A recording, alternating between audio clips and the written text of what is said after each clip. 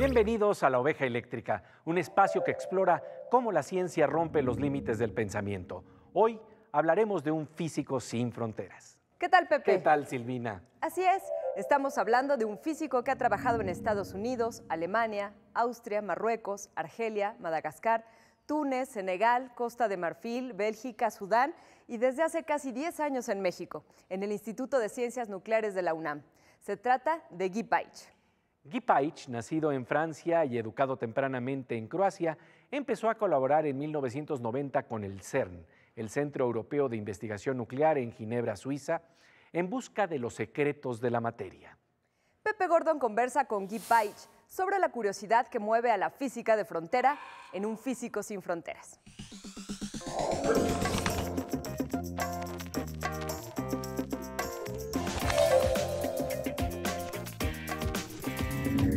Paich es un físico sin fronteras. De verdad nos da mucho gusto que estés aquí con nosotros en Oveja Eléctrica. Muchas gracias. Bienvenido. Y justamente Un Físico Sin Fronteras está abierto a varias cosmogonías.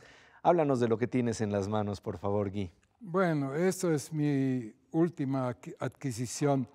De hecho, hoy en la mañana lo compré. Es una calavera de jade. Para mí un ejemplo excelente de la maestría y de la artesanía mexicana, que hoy en día alguien puede hacer tal cosas. Para mí me sorprende mucho y me alegra, y no es la primera calavera ni la primera máscara mexicana que compro, pero siempre me emociono cuando veo esto y creo que es, digamos, un fruto de una tradición muy larga, ¿no? Y que esta tradición, aunque esto no es un original, pero una copia, para mí no me importa en lo menos, ¿no? Yo creo que hoy en el siglo XXI poder hacer tal cosas cuando estamos todos en internet o algo así, me parece muy bueno, ¿no? Y me da mucho gusto. Y además uno debe siempre conocer la cultura de los pueblos y de los países donde uno está. Y a mí, en todos mis viajes que hice, como dices, sin fronteras, ¿no? Tuve la suerte de no viajar siempre como turista, pero con profesores con los cuales estaba trabajando un corto o más largo tiempo, ¿no? Y conocer, ¿no? Y conocer las culturas y al mismo tiempo que haces tu investigación en la física, porque esa es una pasión que tienes desde hace mucho tiempo, y en ti se combinan dos aspectos muy interesantes, porque por un lado cursaste ingeniería, y por otro lado también física teórica, y ahí estamos en un punto muy delicado porque hoy en día hay una gran división entre los físicos y algunos no consideran valioso la parte experimental y otros nada más consideran valioso la parte teórica. Creo que estamos en una equivocación en este sentido y tú tienes una mente que reúne estos dos campos. Estamos descubriendo y los teóricos tratan de explicar lo que vemos. Ah, qué maravilloso. ¿Sí? Entonces, bueno, en los dos casos, cuando hablas de la diferencia entre los teóricos y experimentales, un físico muy famoso dijo: los teóricos leen la Biblia, pero los experimentales voltean las páginas. ¿Sí? Yo creo que esto es una buena descripción, ¿no? Ya que estamos hablando de un interés que va sin límites y fronteras por todos lados, tú hablas de que un físico habla de un dios griego, precisamente hablando de la posibilidad y la oportunidad. Sí, ya para mí hay un dios griego que se llama el dios Kairos y que está representado por una figura que tiene una mecha de pelo y por atrás es completamente calvo y corre, ¿sí? Y se dice, bueno, si lo atrapas por la mecha está bien, es tu suerte o tu día de oportunidad o cualquier cosa.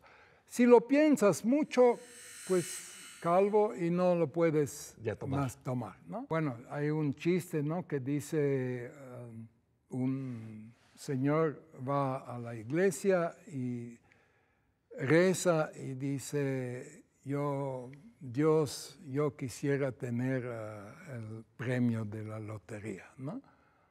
Y bueno, pues el Dios le dice, compra un boleto, ¿no? Entonces yo compré el boleto, ¿no? Y entonces tomaste esta oportunidad y se abrió esa posibilidad de investigar algo que era todavía algo que no sabíamos si se iba a descubrir. Tú participaste prácticamente en los orígenes del CERN y del colisionador de partículas, pero ahora que se habla de ello, pues es una realidad. Lo importante es cuando solo era una idea. Y bueno, pues para mí era, digamos, una lotería, ¿no? Pues Guy Paich se sacó la lotería, pero porque compró el boleto del estudio y de la investigación. Paich participó en el CERN en la elaboración y construcción del relevante experimento ALICE en el marco del colisionador de partículas en Ginebra, Suiza. Seguiremos hablando de la física de fronteras que explora lo que supuestamente ya no se puede apreciar, pero antes, con un giro del espacio-tiempo, nuestra compañera Silvina Espinosa de los Monteros nos lanza a un viaje al centro de la curiosidad de los niños y cómo la ciencia responde a sus preguntas llenas de asombro. ¿Qué tal, Pepe? El día de hoy nos encontramos con los alumnos de la primaria 15 de mayo y juntos vamos a resolver una pregunta digna de resolverse en la bañera. Ustedes han de recordar un personaje de una caricatura que tenía los pantalones cuadrados. ¿Alguien sabe cómo se llama? ¡Bob Esponja! Si pudiéramos hablar con él, seguramente nos respondería, pero como no se puede, a ver, ¿quién me puede decir por qué las esponjas absorben agua? La esponja es una masa que tiene diminutos tubos por los cuales sube el agua fácilmente. El agua entra por los orificios y va escalando hasta que llega hasta el extremo. Entonces, en unos segundos puede que toda el agua se transporte a la esponja. A esto se le llama fenómeno de capilaridad. Otro ejemplo de capilaridad es cuando la savia sube por el tallo de las plantas. Otro ejemplo es cuando pones una servilleta en un líquido y sube a través de ella. El agua se comporta así porque sus moléculas se enlazan con muchas sustancias. Pepe, pues ahora ya sabemos por qué las esponjas absorben agua. Regresamos contigo al programa que se llama Oveja Eléctrica. Volvemos enseguida con el doctor Guy Paich, un físico sin fronteras que estudia la física de frontera, la que nos invita a cruzar los límites de nuestro conocimiento.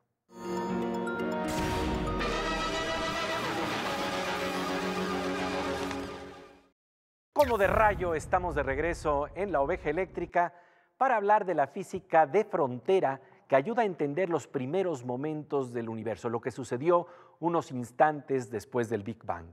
En el colisionador de partículas del CERN en Ginebra, Suiza, se recrea el estado de la materia antes de que se quede, por decirlo así, congelada. Se puede explorar lo que está dentro del átomo antes de que esté cuajado. Los físicos hablan de una especie de sopa a la que llaman plasma de quarks y gluones. Pepe Gordon conversa con el físico Guy Paich sobre la investigación en esta área que él considera tan emocionante como la realizada en torno al bosón de Higgs.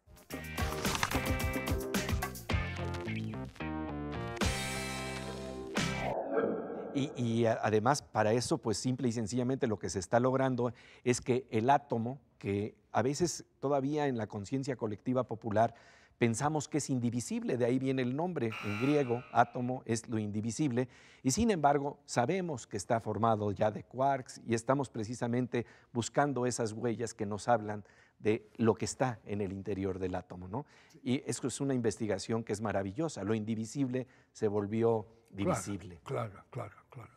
Se cree que la materia era hecha de quarks y gluones, ¿no?, que son partes que hoy están en los nucleones, pero jamás pueden salir de esto. No se pueden escapar. No se pueden escapar, pero si haces esta compresión, entonces vas a tener una gota. Todavía no vas a poder sacar, pero vas a tener una gota de lo que nosotros llamamos el plasma de quarks y gluones. Y después esta gota se va a enfriar y va a pasar como el vapor de agua en condensación al agua, ¿no? Una transición de fases, se dice en física, y que estando estudiando nada más las partículas que salen después de esta transición de fase, podríamos regresar al inicio y ver qué pasó y si hicimos la plasma de quarks y gluones, ¿no? Y esa parte de ingeniería, de experimentación, está llevando a lo que dicen liberar ese plasma de quarks y gluones como si salieras de una cárcel nada más un momentito. Eso es lo que se ha llegado a observar, ¿no? Así es, ¿no? Bueno, pues para hacer un paralelo, es como si tenías un muñeco de nieve, ¿no? En el invierno, y vienes en la primavera y ves un charco. Y ahora de este charco, de la forma de este charco, debes reconstruir que era un muñeco de nieve, ¿no? Pues no es elemental, ¿no? Sí, es. Pero describe un poco las dificultades, porque nosotros no podemos ver el plasma, vemos nada más los productos, ¿no? El charco. Tú has visto cómo se han ido borrando las fronteras de lo que conocíamos sobre la física, ¿no? ¿Cuál es la frontera que tú quisieras ver? Tal vez, a lo mejor, ¿cuál sería esa frontera que quisieras tocar? Bueno, pues tenía yo hace 5 años o algo así, mi sueño era ver el LHC trabajando, ¿no? Funcionando. Sí, el colisionador de partículas. Y bueno, ahora yo quisiera ver en más detalles de veras el dedito del plasma de quarks y gluones, ¿no? Esto sería la cereza, ¿no? Sobre el pastel, y después me voy, ¿no? Una expresión muy digna del deseo de un investigador que mantiene vivo el sueño de la ciencia y quiere quedarse con un secreto de la naturaleza. Seguiremos conversando sobre este Físico sin Fronteras, pero ahora hacemos un enlace con nuestra compañera Aura López para ver cómo se estimula el conocimiento mediante experimentos científicos caseros en un salón de clases. ¿Dónde estás, Aura? Hola, Pepe. Hoy estoy en la secundaria del Colegio Madrid y tenemos un reto. ¿Cómo hacerle para que un vaso totalmente lleno de agua mineral no se derrame cuando agregamos azúcar? Para eso está conmigo la maestra Tere Cervantes y sus alumnos que ya están buscando la solución. Tere, ¿cómo estás? Muy bien, gracias. Oye, ¿por qué se derrama? Porque el CO2 que contiene el agua mineral está ocupando ya un volumen y entonces cuando tú agregas el azúcar, entonces se derrama. Okay. Ellos tienen que utilizar el método científico para hacer observación, experimentación, bueno, crear primero su hipótesis y ya experimentar. Pues vamos a ver qué hipótesis tienen los alumnos y cómo les está yendo con este reto. ¿Cuál es tu hipótesis? Nuestra hipótesis es que al calentar el agua mineral, las moléculas de CO2 se evaporen, dejando espacio para que las moléculas de azúcar entren sin tirar el agua. Lo primero que vamos a hacer es enfriarlo, después lo vamos a sacar y vamos a agitarlo un poco. Echaremos lentamente el azúcar y ya después lo volveremos a agitar. Okay. Nosotros poco a poco vamos a ir añadiendo el azúcar para que lentamente se vaya liberando el CO2. Después de calentar el agua, agitar un poco para que se vaya saliendo el CO2 y podamos hacer más espacio para el azúcar. Pues el reto se logró. Muchos alumnos encontraron la solución. ¿Cuál era la respuesta? Tienen que calentar el agua mineral para que se evapore el CO2 y se libere espacio para el azúcar. Hay que recalcar que la ciencia tiene muchos cuestionamientos que se logran resolver a través del método científico. Muchas gracias, Tere, por tu tiempo. Muchas gracias por la invitación. Y muchas felicidades a todos los alumnos que cumplieron este reto. Nosotros regresamos al estudio con Pepe y seguimos en... ¡La Oveja Eléctrica! Así es, estamos en efecto en La Oveja Eléctrica y regresamos enseguida con el doctor Guy Paich, un físico sin fronteras, para hablar de sus perspectivas sobre la ciencia en México.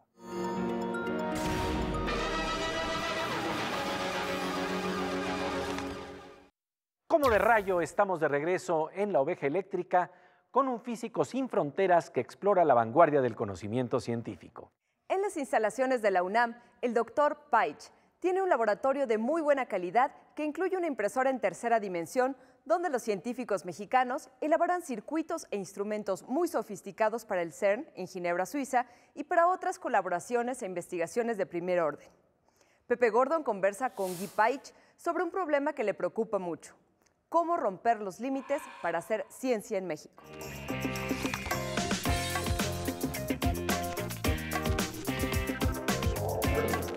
Estamos hablando de qué carriles puede tomar esta curiosidad en los jóvenes mexicanos que quieren hacer ciencia. Pero para ello se requiere política científica. Bueno, no nada más para ellos, pero también para el desarrollo del país, ¿no? El país debe tener unas líneas, reglas de juego y unas planeaciones a largo plazo. Esto es quizás lo que falta, que yo sentí en estos 10 años, que uno no puede decir a alguien en Europa, por ejemplo, en CERN, yo voy a colaborar y tengo el apoyo para 5 años. ¿Sí? Y esto de una manera cruel falta al CONACYT o a cualquier que está en cargo del país o de la ciencia en el país, ¿no?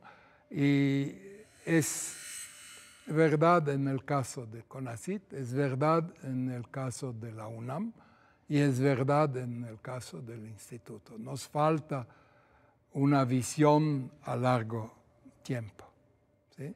Y hablando de los jóvenes, bien, tú sabes, ¿no? La promoción en CONACYT o en la UNAM es ligada con el número de licenciaturas, de maestrías, de doctorandas que has hecho, ¿sí? Pero nadie pregunta qué pasa después. Esto es un problema porque producimos, pero ¿para quién? ¿Para el extranjero? Porque sale ahora que muchas universidades están cerradas, ¿no? No tienen plazas para jóvenes. Entonces, ¿a qué me sirve formar muy buenos mexicanos jóvenes que no tienen plaza, que van al extranjero, ¿no? Y esto para mí es digamos, un problema y algo que estoy enfrentando casi cada día, ¿no? Siempre pensando, ¿verdad?, dónde y cómo se pueden ir más allá de los límites, ¿no? Sí, claro, ¿no? Pero del lado de mi trabajo en el Instituto de Ciencias Nucleares. En la UNAM. En la UNAM quiero ver muchos estudiantes de buena calidad, de competitivos en el ámbito, no mexicano, pero el ámbito internacional, porque estamos jugando en la Grande Liga, ¿no? Y entonces no nos puede satisfacer cualquier cosa, ¿no? Debemos estar muy buenos y tener buenos alumnos que van a, digamos, tomar de mí, bueno, por una parte mi experiencia, por la otra parte mi agresividad, ¿no? Porque aunque estaba yo de un pequeño país, Croacia, sin grandes recursos y todo esto, yo hice mi carrera en CERN, ¿no? Mi carrera internacional. Entonces, México sí tiene recursos humanos y recursos financieros para estar un jugador importante en la escena internacional. Y lograr esto es también uno de mis sueños. Y aquí estamos viendo justamente cómo cuando está, por un lado, la curiosidad, la pasión por el conocimiento, y se encuentra con la diosa de la oportunidad, ocurren cosas que nos llevan más allá de nuestras fronteras.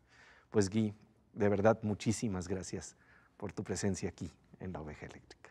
Bien, gracias. El sueño de Guy Paich, México como un protagonista importante de la ciencia a nivel mundial. Tenemos los recursos, no hay que dejar escapar las oportunidades. Hay que pensar sin límites, sin fronteras. Guy Paich y la generosidad de compartir sus mapas de conocimiento y su aprecio por la cultura mexicana. Pasamos ahora a los mapas y escenarios nuevos que nos abre el mundo de la informática. Vamos a la sección Aguas con la Morsa con el físico Manuel López Michelón.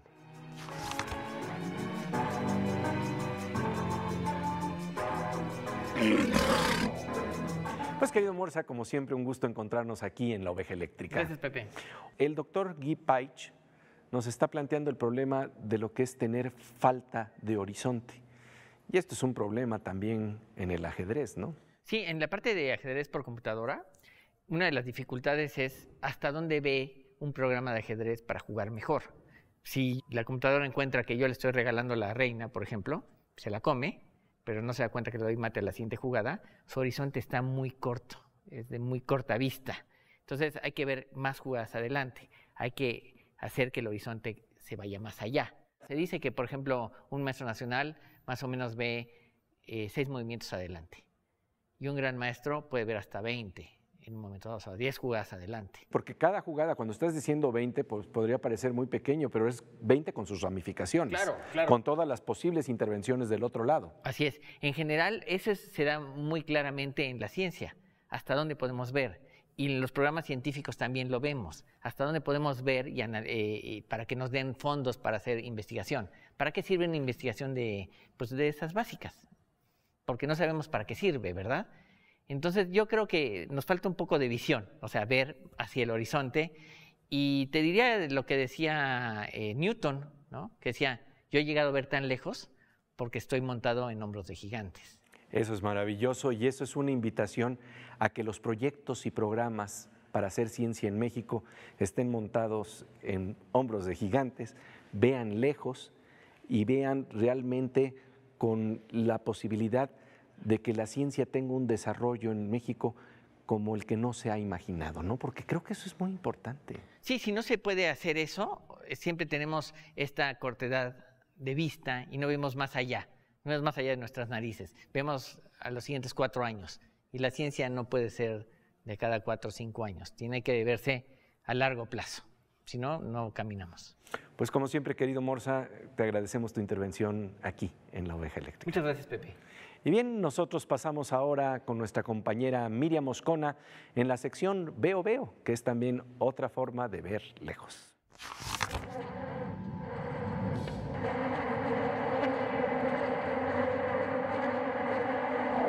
Pues querida Miriam, como siempre, un gusto encontrarnos aquí, en este espacio. Gracias, Pepe. Oye, pues fíjate que gracias a la extensión de los sentidos que nos da la ciencia y la tecnología, a veces podemos ver algo que ni siquiera podíamos imaginar. Así es, y todo esto es gracias a un observatorio y a un equipo de una tecnología muy sofisticada que hay en California, aunque está comandada por el Instituto de Investigaciones Tecnológicas de Nueva Jersey, que permite entender muchas cosas que sin esas imágenes sería muy difícil captar. Y por otro lado, Pepe, también nos permite ver y sonreír con un ojo abierto y otro cerrado de cómo a veces la ciencia y el arte pueden dialogar de una forma sorprendente. Tienen vasos comunicantes. Así es.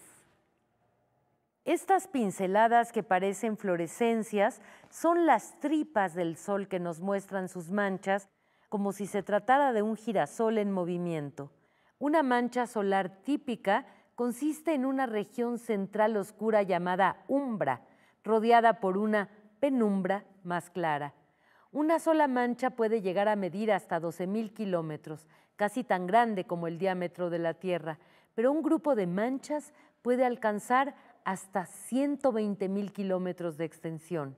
La penumbra está constituida por una estructura de filamentos claros y oscuros que se extienden más o menos radialmente desde la umbra. Nada de esto supo Van Gogh al pintar estos girasoles. Cuando Van Gogh pintó este cuadro, era aún lejano el momento en que el ojo de la ciencia pudiera aterrizar, como lo hace hoy, en este espléndido y terrorífico espectáculo. Sin embargo, esta es una pintura, un artificio, y esta otra es una realidad. Con la mirada de la mosca eléctrica de nuestra querida compañera Miriam Moscona, llegamos al final de esta emisión de La Oveja Eléctrica. Los esperamos en este espacio donde siempre abordamos los pensamientos sin fronteras. Aquí, en Canal 22. Somos una opción. Nos encontramos con el doctor Philip Zimbardo, el autor del libro El efecto Lucifer, para hablar de las investigaciones que ha hecho la ciencia sobre el mal y las maneras que tenemos de contrarrestarlo. If you'd like to understand how good people can become evil, can become devils, and also the opposite, how ordinary people can become heroes, come join us on Oveja Eléctrica. Aquí en Canal 22.